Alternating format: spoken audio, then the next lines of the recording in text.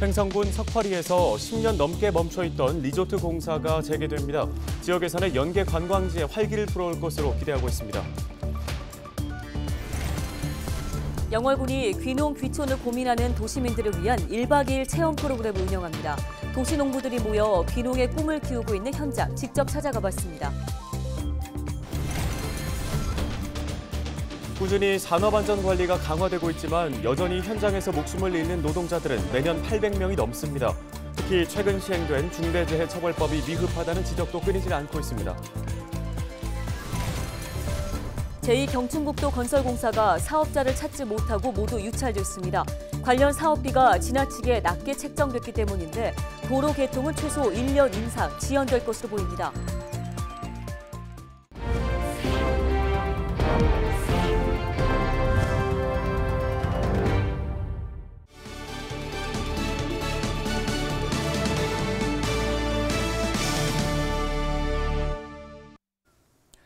시청자 여러분 안녕하십니까? 헬로티비 뉴스입니다. 안전을 주제로 한 기획 취재 저희 헬로티비 뉴스가 이어가고 있습니다. 이번 시간엔 산업재해에 대해서 짚어볼 텐데요. 모든 노동자들은 안전하게 일할 권리를 갖고 있습니다. 하지만 안타깝게도 매년 약 800명의 노동자가 가족들의 품으로 돌아가지 못하고 있습니다. 중대재해처벌법이 시행됐지만 여전히 산재 사망 사고는 우리 지역 곳곳에서 발생합니다. 전문가들은 부실한 관계 법령을 그 원인으로 꼽고 있는데요. 특히 현행 중대재해처벌법은 노동자들을 지켜주기에는 너무 미흡하다고 지적합니다. 이재필 기자가 보도합니다. 지난 7월 경기도의 한 골프장 맨홀에서 50대 노동자가 유량계 검침을 하던 중 숨졌습니다. 제대로 된 안전장비 없이 맨홀 내에서 저산소 상태로 일을 하다 숨을 거둔 겁니다. 사고 당시에 맨홀 안에 그 산소 농도가 기준치 이하였다는 걸 알았더라면 절대 들어가지 않았을 거라고 생각하고 회사에서도 그러한 거에 대해서 이제 안전 교육을 하고 미리 이제 고지를 해줬다면 절대 들어가지 않았을 거라고 생각하면서 이 사고가 일어나지 않았을 거라고 생각해요. 지난 4월 경기도 부천의 한 공장에서는 금속 탱크가 떨어져 노동자 1명이 사망하고 2명이 중상을 입었습니다. 매년 약 800명의 노동자가 일터에서 목숨을 잃고 있습니다. 2021년 산재사고 사망 만인율은 0.43, 노동자 10,000명당 0.43명이 산재사고로 목숨을 잃고 있는 겁니다. 2022년에만도 1월부터 8월까지 산업재해로 432명이 가족 곁을 떠났습니다. 특히 올해 국민권익위원회에 접수된 산업재해 관련 민원은 7,423건으로 3년 전과 비교해 3배 이상 증가했습니다. 노동계는 산재사고가 끊임없이 발생하는 이유로 부실한 관계법령을 꼽았습니다. 특히 노동자들의 안전을 위해 시행된 중대재해처벌법이 현장 상황을 제대로 반영하지 못한다고 강조했습니다. 중대재해처벌법이 도입됐지만 여전히 중대재해처벌법의 효과가 현실로 나타나는 걸 경험하지 못하고 있는 게 원인이 아닌가 저는 그렇게 생각합니다. 전문가들도 현재 시행 중인 중대재해처벌법이 노동자들을 지켜주기에 너무 미흡하다고 지적했습니다. 올해 1월 27일부터 시행된 중대재해법은 사업장 등에서 인명피해가 발생할 경우 사업주와 경영책임자를 처벌하도록 한 법률입니다. 경영책임자에게 사고 책임을 물어 사업장 내 안전 강화를 적극적으로 이끌어내는 것이 목적입니다. 하지만 모든 사업장이 중대재해처벌법의 적용을 받는 것은 아닙니다. 5인 미만 사업장의 경우 법률의 적용을 받지 않고 50인 미만 사업장은 법 적용을 3년간 유예했습니다. 50인 미만 사업장에 몸담고 있는 노동자 수는 약 780만 명, 전체 노동자의 60%에 달합니다. 실제로 지난해 산업재해로 828명이 사망했는데 5인 이상, 50인 미만 사업장이 351명, 5인 미만 사업장이 317명입니다. 전체 산재 사망자 중 50인 미만 사업장에서 차지하는 비율이 무려 80%입니다. 가장 사고가 많이 나고 전체 산업의 90% 이상을 구성하고 있는 소규모 사업장은 이 법의 적용 대상에서 빠졌습니다. 빨리 5인 미만, 50인 미만 작은 영세 사업장들 법의 대상에 포함시켜서 근본적인 사고 예방으로 가지 않으면 또 똑같은 산재공화국의 오명을 벗어날 수 없다. 죽지 않고 안전하게 일할 권리. 모든 노동자들은 일을 마치고 가족들의 품으로 안전하게 돌아갈 권리를 갖고 있습니다. 헬로티비 뉴스 이재필입니다. 양양군 낙산해수욕장 인근에서 발생한 대형 집안 침하 사고의 원인이 인근 건설 현장의 부실 시공인 것으로 밝혀졌습니다. 국토교통부 중앙지하사고조사위원회의 양양군 집안 침하 사고 조사 결과 사고 현장 인근 20층 규모 숙박시설의 신축 공사가 원인인 것으로 파악됐습니다.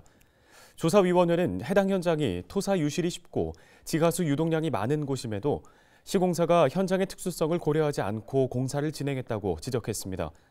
특히 지하수와 토사 유입을 막는 차수 시공이 불량이었고 사고 예방 체계도 제대로 작동하지 않은 것으로 드러났습니다. 국토부는 양양군 집안 침하 사고를 계기로 해안가 개발 사업에 대한 안전관리 기준을 높이고 광역자치단체장에게 긴급 안전관리 명령 권한을 부여한다는 계획입니다. 다음 소식입니다.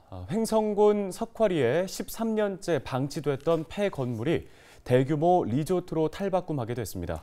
자금난으로 인해 공사가 중단됐던 지역의 골칫거리가 지역의 활력을 되찾아줄 희망으로 떠오르고 있는 건데요.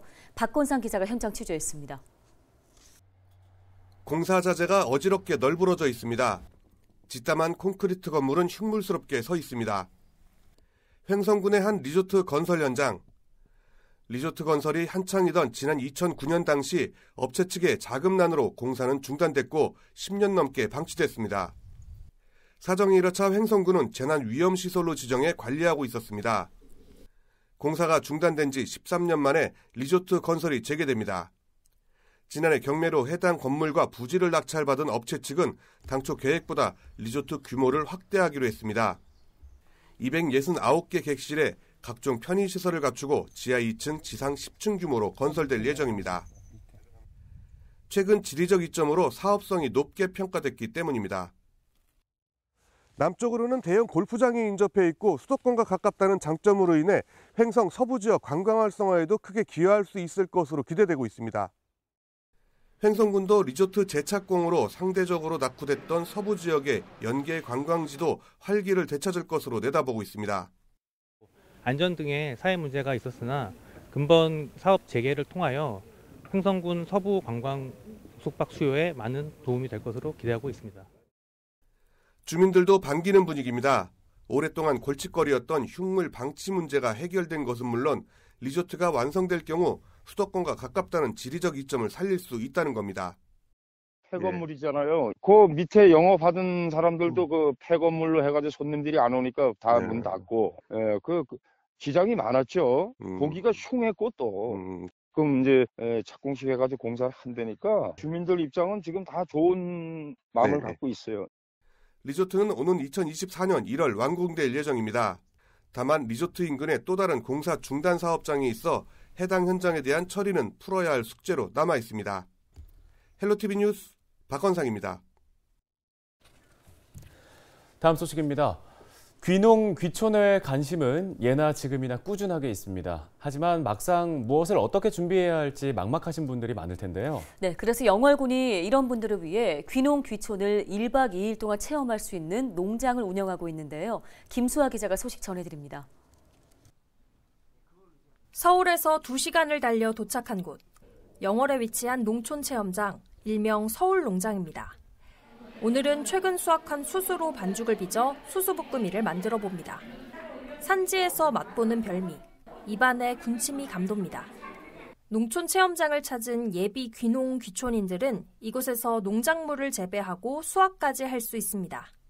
1박 2일, 비교적 짧은 시간이지만 귀농과 귀촌을 책이 아닌 몸으로 경험할 수 있습니다. 영월 서울농장은 영월군과 서울시가 각각 11억 원과 6억 원을 부담해 만들어졌습니다. 영월군은 귀농 귀촌인들을 지역으로 끌어들일 수 있고 서울시는 이들에게 맞춤형 교육을 제공해 상호 이해가 맞아떨어졌습니다.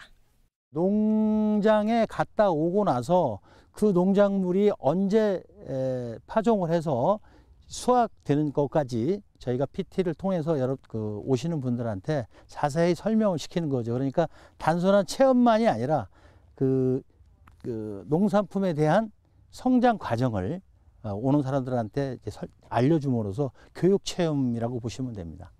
영월 서울농장은 전국에 있는 서울농장 6곳 가운데 가장 큰 규모를 자랑합니다. 8인실 규모 숙소와 다목적 교육관 등을 갖추고 있어 1박 2일 교육에 제격입니다.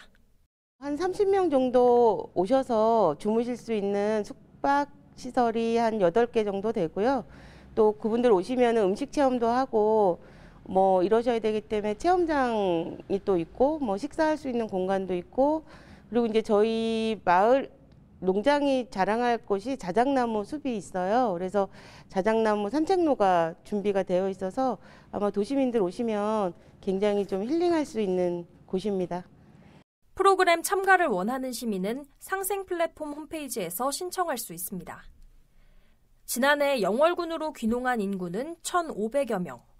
영월군은 영월군을 대한민국 귀농 메카로 만들겠다며 다양한 지원 사업에 힘쓰고 있습니다. 헬로티비 뉴스 김수아입니다.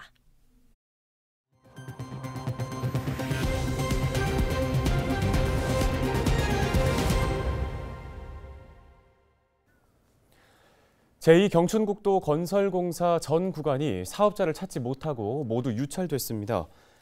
국토교통부는 제2경춘국도 건설공사 경기구간 1209 입찰 참가 자격 사전심사에서 입찰에 참여한 업체는 단 한 곳도 없었다고 밝혔습니다. 관련 사업비가 물가 인상분 반영 없이 2019년 당시 책정된 1조 2,862억 원으로 유지돼 건설업체들이 모두 발을 뺀 것으로 파악됩니다. 도로 전 구간이 모두 유찰되면서 개통은 최소 1년 이상 지연될 전망입니다. 국토부는 우선 실시 설계를 먼저 시행해 사업비 증액분을 산출한 후 기획재정부와 총 사업비 협의를 다시 진행하기로 했습니다. 만취 상태로 남의 차를 훔쳐 달아난 소방공무원이 경찰에 붙잡혔습니다. 춘천경찰서는 절도와 음주운전 혐의로 30대 소방공무원 A씨를 불구속 입건했다고 밝혔습니다. A씨는 지난달 30일 오후 10시 50분쯤 춘천시 온이동에서 남의 차를 훔치고 석사동 자택까지 운전한 혐의를 받고 있는데요. A씨는 차에 시동이 걸려 있어 친구 차인 줄 알고 타고 갔던 것이라고 주장하는 것으로 알려졌습니다. 당시 A씨는 면허 취소 수준의 만취 상태였던 것으로 확인됐습니다. 춘천에서 마을버스와 승용차가 충돌하는 사고가 발생했습니다. 지난 2일 오후 3시쯤 춘천시 서면 덕두원천 인근 도로에서 40대 A씨가 몰던 승용차와 마을버스가 맞부딪혔습니다. 이 사고로 승용차가 2m 아래 하천으로 추락해 A씨와 40대 동승자 B씨가 가벼운 상처를 입었습니다. 마을버스에 타고 있던 승객 2명도 가슴 부위를 다쳐 병원에서 치료를 받았습니다. 정성군 번영연합회가 한국수력원자력의 도암댐 발전 방류 재개 계획에 대해 강력 규탄하는 성명서를 발표했습니다. 정성군 번영연합회는 성명서에서 한수원이 2005년 도암댐을 홍수 조절용으로 사용하고 수질 개선 방안을 찾기로 협력하겠다는 약속을 해놓고 뒤로는 강릉 수력발전소의 일방적 가동을 준비하는 이중적 행태를 하고 있다고 비판했습니다. 그러면서 도암댐으로 인한 정성군의 피해가 도암댐 발전의 경제성보다 크고 댐 수질은 작년보다 악화됐다고 덧붙였습니다. 강원도가 도청 신청사 건립을 위한 부지 선정 평가 기준을 확정했습니다. 평가 기준 세부 항목을 보면 접근 편리성과 장래 확장성이 각각 30점으로 가장 높은 비중을 차지하기로 했습니다. 또 비용 경제성이 20점, 입지 환경과 개발 용이성이 각각 10점을 배점받았는데요. 앞으로 부지 선정위는 후보지에 대한 본격적인 분석을 시작해 올해 안에 최종 부지를 선정할 계획입니다. 원주시가 코리아 세일 페스타, 강원 세일 페스타와 연계해 원주몰 특별 할인 이벤트를 실시합니다. 행사 기간 매주 화요일과 금요일 오전 10시에는 최대 5만 원까지 혜택을 받을 수 있는 50% 할인 쿠폰이 선착순으로 증정되는데요. 또 같은 기간 운영되는 원주시 식품제조기업 우수상품 기획전에서도 매주 화요일과 금요일 오전 11시 30% 할인 쿠폰이 지급됩니다.